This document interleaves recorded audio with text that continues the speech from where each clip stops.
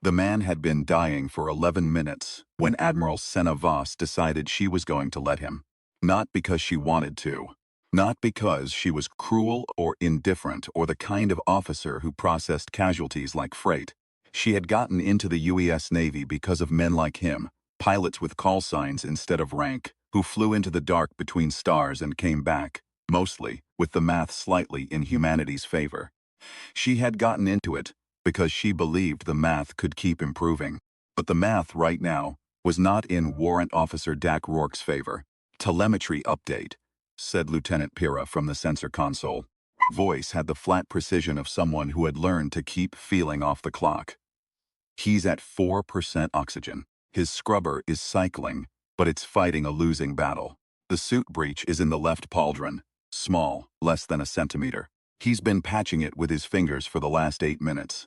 Voss stood at the forward rail of the CC, hands clasped behind her back, and watched the tactical display.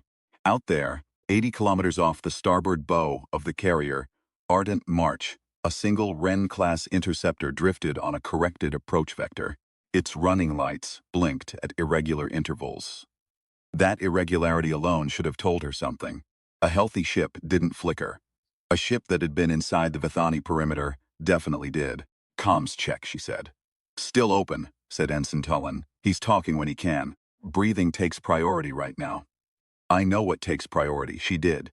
She had run the numbers herself the moment the interceptor appeared on long range at the edge of the exclusion zone.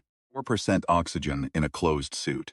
His scrubber working at 62% efficiency because the power cell had taken a glancing strike from something that left a specific kind of burn scar. The kind the tech team had started calling a Veth kiss because they had no better name for it. 3 minutes of consciousness at current burn rate. 6 minutes to the minimum safe docking threshold. With the March at present trajectories, the ship could accelerate, close the gap, save him 2 minutes, maybe 3. Accelerating meant dropping the screen on the aft dorsal. A window, a gap, an invitation. The Vithani did not need large invitations. They were not, as the briefings had initially suggested, a fleet-based species. They did not maneuver carriers. They did not mass formations or signal before engagement. They moved the way infection moved, through vectors, through contact, through the terrible economy of a thing that did not need ships when it could borrow minds. The interceptors and destroyers of the U.S. Navy had been fighting for 2 years to hold the edge of the Kethric Reach. And in those 2 years, humanity had learned exactly one reliable truth about the Vethani. To see them clearly was to stop being yourself, not metaphorically, not psychologically, the way stress or fear or combat fatigue made men different. Literally. The pilots who had survived visual contact described it in consistent, terrifying detail. A sound like a note that existed below hearing, a pressure behind the eyes, and then a period of time they could not account for. And then, sometimes they were fine. And sometimes they turned their ships around and flew back toward the Vithani fleet, and you had to kill them before they reached it, because whatever they were carrying back could not be allowed to land. That was the rule, not a guideline, a rule, the rule of engagement. If you make contact, you eject. Cut the ship free, you float in a rescue pod, and you wait. If recovery teams found you coherent, you came home. If they found anything else, the protocol was as clean as any other wartime necessity. Dak Rourke had not ejected. His ship had come back from a strike on the 3rd Vethani relay anchor, and there was no wingman with him, and his oxygen was 4%, and he had not ejected, which meant either he had made contact with the Vithani and chosen not to follow protocol, or he was the kind of man who chose suffocation over protocol, and both of those answers led to the same place. "He's asking to speak with you," Tullen said.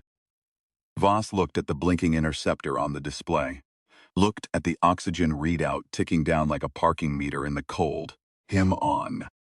The audio came through with the particular quality of a suit mic under stress. Thin, slightly compressed, every breath audible as a separate event. When Rourke spoke, she heard the effort behind each word, the way his voice was working harder than it should. "Admiral Rourke, I know what this looks like. Tell me what happened." A pause. Kind of pause that could be a man gathering himself, or a man considering which version of a story to tell, or a man with 4% oxygen deciding that every syllable had to count. We hit the anchor. Me and Yova. We hit it clean. The charge went deep. We could see the structural collapse before we pulled. Yova was on my wing when we turned for home. Another breath, slower. She was on my wing for 9 minutes. Then she wasn't. What does that mean? It means I felt it, the transition. The moment she was still Yova, and then the moment she was something else piloting a ship that looked like Yova's ship. Voss didn't move. How did you feel it? Because she started singing. She let that sit in the air of the CIC for a moment. None of the crew spoke. Even Lieutenant Pira, whose precision was a kind of armor, had gone very still at her console. Singing, Voss said. Old song. Something her mother used to sing, she'd told me once. During long runs, pilots do that. You know how it goes. She told me her mother used to sing this stupid folk tune from the Outer Reach settlements. Some song about following rivers home. I heard it through the comms.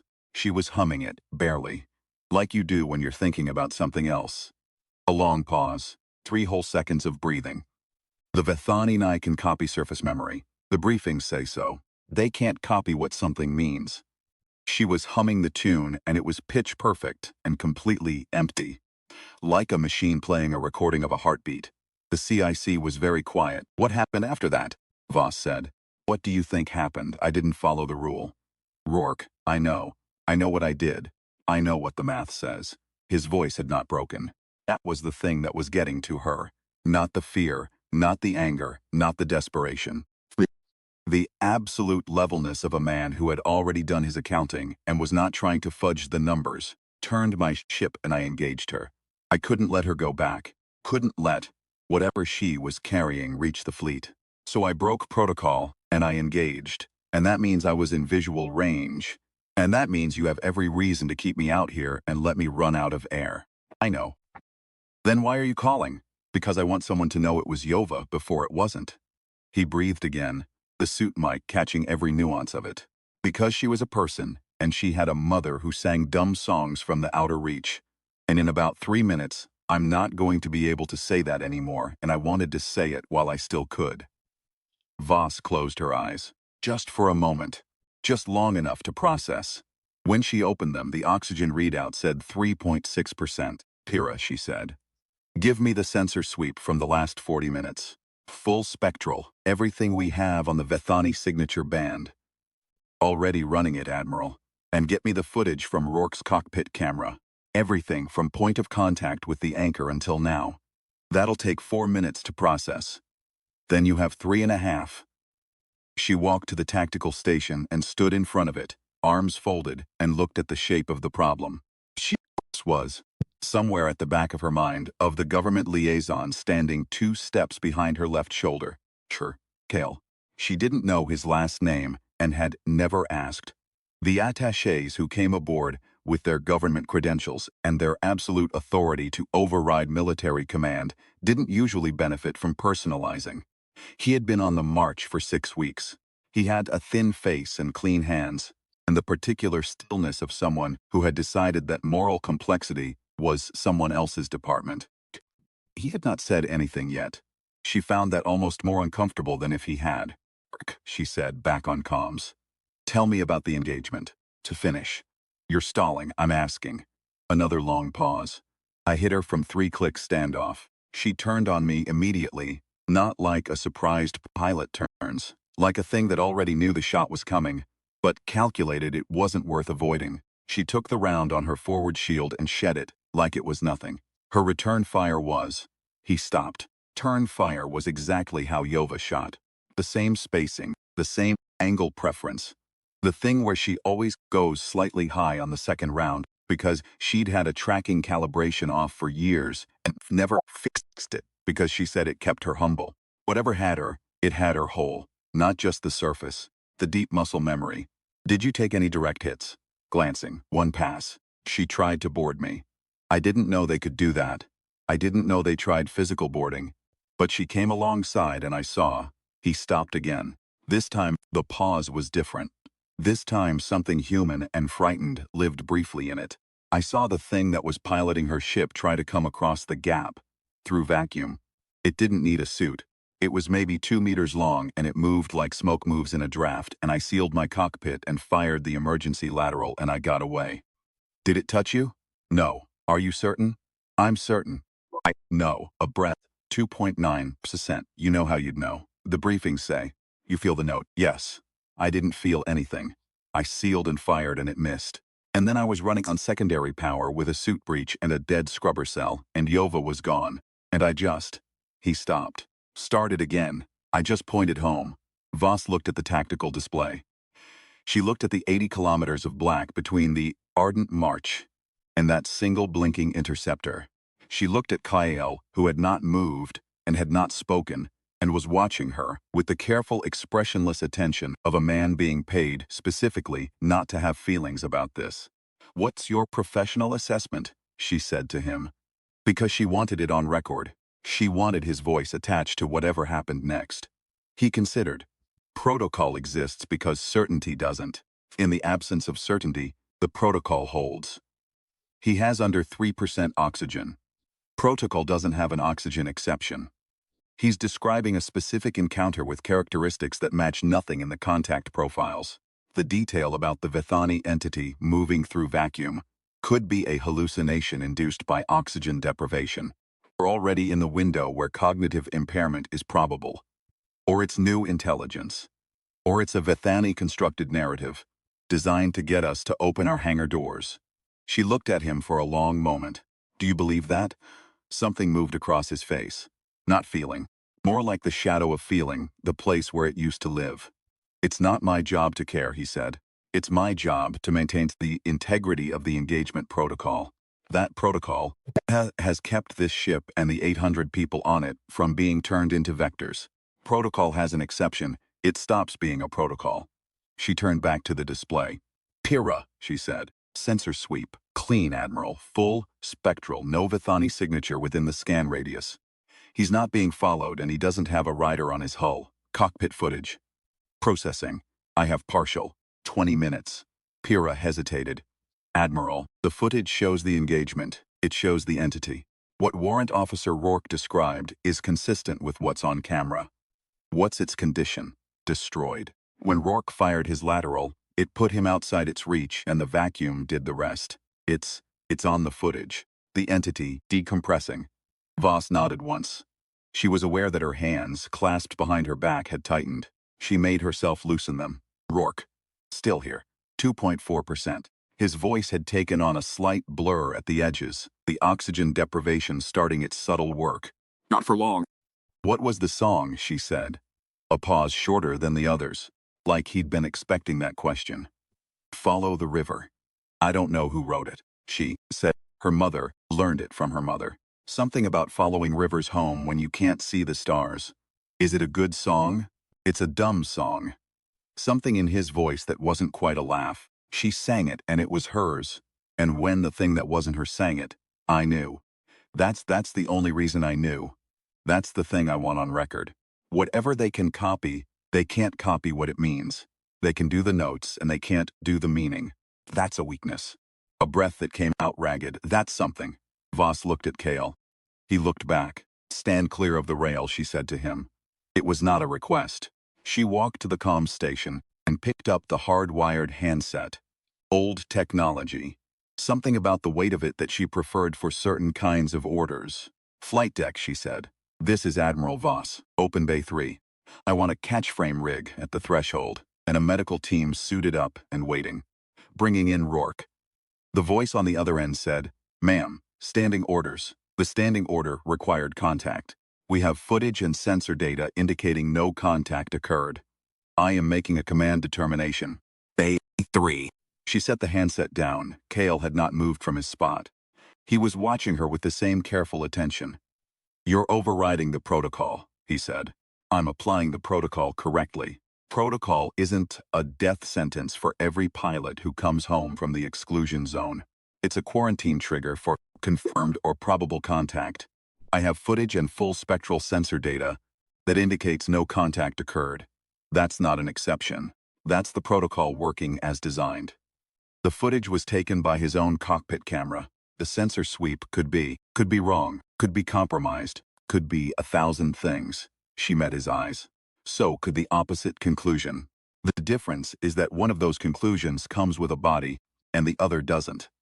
He was quiet for a moment.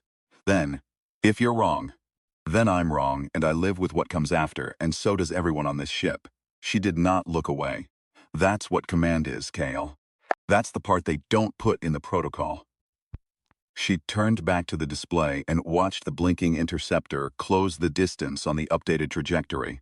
Bay 3's stasis indicator shifted from red to amber. The catch frame rig was extending, those mechanical arms reaching out into the dark like a hand being offered, she said. His voice came back thinner now. Yeah, adjust your heading by 0.2 degrees starboard. We're bringing you in. A silence. Not the silence of someone calculating or deciding. The silence of someone who had been staring at a door they were certain was locked, and hearing, against all expectation, the sound of the bolt drawing back.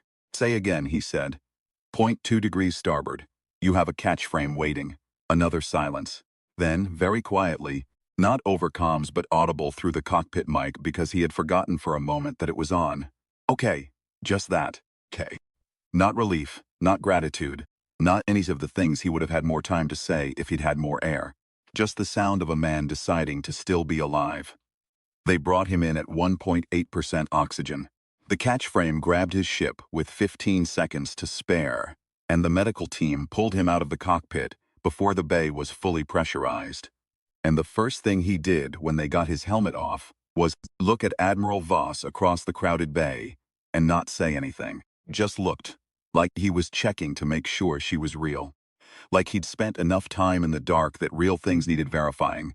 She nodded once. He nodded back. The medical team took him, and she let them. She stood in the bay for a moment after they wheeled him out in the particular silence of large mechanical spaces after an event. The catch frame was retracting. Rourke's interceptor sat crooked in its cradle, the hull scoring visible even under the bay's harsh overhead lights. Vethkiss burns in a line across the port side, the breach in the pauldron where the suit had been leaking, the lateral thruster casing, blackened and partially fused, came and stood beside her, not speaking, just being present. He was right, Voss said, about the song. I know. I replayed the cockpit audio when I was pulling the footage. You can hear the Veth entity singing through the interceptor's external mic in the moment before Rourke fires the lateral. It matches the original recording exactly, pitch, tempo, everything, but not the meaning. No, Pyrrha paused. I'm not sure the Vethani have a concept of meaning in that sense. They copy information. They don't copy context. She paused again. That might actually be the most terrifying thing I've learned about them. They can be perfect and still be completely wrong. Voss looked at the scorched interceptor for another moment. Then she turned and walked back toward the CIC. Rourke spent 3 days in medical. The oxygen deprivation had done what oxygen deprivation did at those levels. Some minor impairment, headaches, a kind of cognitive fog that the medical staff said would clear in a week. He also had a bruised hand from 8 minutes pressing it against a suit breach in hard vacuum, which the staff found somewhat more interesting from a purely mechanical standpoint. He did not talk much during those 3 days. The staff noted that he slept well, which surprised them, and that he ate everything they brought him, which did not. On the second day, Kale came to see him. Chris York was sitting up in the medical bay cot when the attaché came in, hands wrapped around a cup of something warm, looking out the narrow porthole at the stars. He turned when Kale entered, said nothing. Kale stood in the doorway for a moment. He had his hands in his pockets, which was the first time Rourke had ever seen him without them clasped or folded. I wanted to tell you something, Kale said. All right. The protocol exists because we've lost ships. Whole ships. The Vethani got a vector aboard the Cerciter 14 months ago, and we lost 612 people before we understood what was happening. Aboard the Heron, through a pilot who came back from contact and didn't eject. 308. He stopped. I'm not telling you the protocol was wrong. I'm telling you why I enforce it. Rourke looked at him. I know why you enforce it. I know you do. Kale was quiet for a moment. The Admiral was right about the footage and the sensor data. Technically, procedurally, the decision was defensible. I want to be on record saying that. That's not the same as saying you'd make the same call. Kale didn't answer that, just stood in the doorway a moment longer, then nodded once. A small, precise motion, something between acknowledgement and something harder to name, and left. Rourke watched the doorway for a moment. Then he turned back to the porthole. Out there the stars were exactly what they were. Cold, distant, burning at temperatures that would erase everything he'd ever known in an instant. He'd been flying between for 11 years, and he still wasn't used to them, which he thought was probably the right response. You should not get used to the dark between stars. You should look at it every time like the enormous thing it was. He thought about Yova. He thought about the song she'd sung that wasn't her singing. He thought about the way the Vithani entity had moved in vacuum, that smoke in a draft fluidity, the particular wrongness of something that had no body plan the human eye was equipped to parse. He thought about the way it had been destroyed by the one thing it apparently hadn't calculated for. That Rourke would rather die than let it cross the gap. He thought about meaning, what it was, why it was the one thing they couldn't copy. He didn't have an answer. He thought he might spend the rest of his life thinking about it. On the third day, Voss came. She came alone, which he hadn't expected. No aid, no security, none of the administrative apparatus that followed flag officers, the way weather followed fronts. She was in her working uniform rather than dress colors, the silver at her temples catching the medical bay's light. She pulled the room's single chair to the side of his cot and sat in it backwards, arms folded on the top rail, and looked at him with the expression of someone who had been very busy and had chosen this over being busy. "How are you?" she said. "Good enough." He paused. "Better than 80 kilometers out with a suit breach, lower bar. I've been working on raising it." She almost smiled. "I have questions, I figured. The entity, the way it moved. You said like smoke in a draft. I need more than that." He thought about it carefully. How to describe something that had no analog in anything human eyes were supposed to see. "It moved without announcing its joints," he finally said. "When you move, when any physical thing moves, you can see the articulation. You can see where the leverage is. It didn't have that. Moved like the decision to move and the movement happening were the same event. No articulation, none visible. Maybe it had structure internally, but from outside it just flowed. Toward the gap, toward me." He paused. "The reason I know it was destroyed is because in vacuum, the thing that makes it flow is also what it breathes. It doesn't have a suit. It doesn't have a container. In vacuum, everything that holds it together just." He made a small expansive gesture with his wrapped hand. "Spurses." Voss was quiet for a moment. "That's new intelligence." "Yeah. We've never seen them outside a ship before. We've seen what they can do through electronic interface, through sensor manipulation, through the mind control vector. We've never had a pilot report a direct physical encounter and survive to describe it." "Lucky me." She looked at him. "I mean it, Rourke. What you saw, the mobility in vacuum, the method of dispersal, that's not nothing. That's actionable." He hadn't thought of it that way. He'd been thinking of it as something that had tried to kill him. The idea that it was also information, that Yova's death and his own near-death had produced something that might save someone else, was both a relief and a weight. "There's something else," he said. "Tell me." "The entity, when it was in Yova's ship, before it tried to board me, it wasn't just copying her patterns. It was trying to communicate, not in words, in behavior. It was using Yova's way of communicating to try to reach me." He paused, working through it. "I think it wanted me not to fight. I think it was trying to signal that there was no threat, using Yova's specific patterns to do it. The song was part of that. It was trying to use the things that made me trust her to make me not fight. Why does that matter? Because they study us. They know what we're attached to. They know what makes us lower our guard." He looked at her. "They're not just predators. They're students. They've been watching us long enough to know what trust looks like from the outside." Voss was quiet for a long time. "And they still got it wrong," she said finally. "Because they don't know what it means. They know the shape of it. They know the tune." He looked back at the porthole. "They don't know what it's for." She sat with that for a moment. Then she stood, folded the chair back against the wall, and paused. "I need you back on the flight roster in 2 weeks," she said. running low on pilots who've had direct Vethani contact and come out of it with usable intelligence. That's a generous way to describe what happened to me. That's the only way I know to describe what happened to anyone out here. She moved toward the door. Rest, Admiral. She stopped what you did. Letting me in. He paused, not sure how to say the next part. I know it wasn't easy. No, she said. It wasn't. Thank you. She didn't say you're welcome, because that wasn't the kind of thing you said in the kind of conversation they were having. She just nodded. Once, the same small, precise motion KL had used but carrying something completely different in it, and she left. 2 weeks later, Rourke was back on the roster. The Ardent March ran 3 strike operations over the following month, chipping at the 4th Vethani relay anchor with the kind of grinding attrition that wasn't heroic and wasn't decisive but was, collectively, the only way the math improved. Flew 6 sorties. He came home from all 6. He did not fly with a new wingman. Not yet.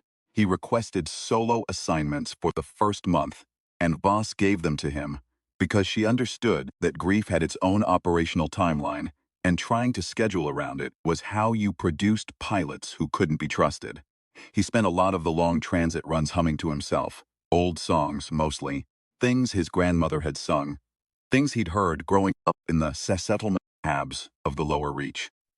The kind of music that was made by people who had very little, and were making it anyway. He hummed them the way Yova had told him her mother hummed them.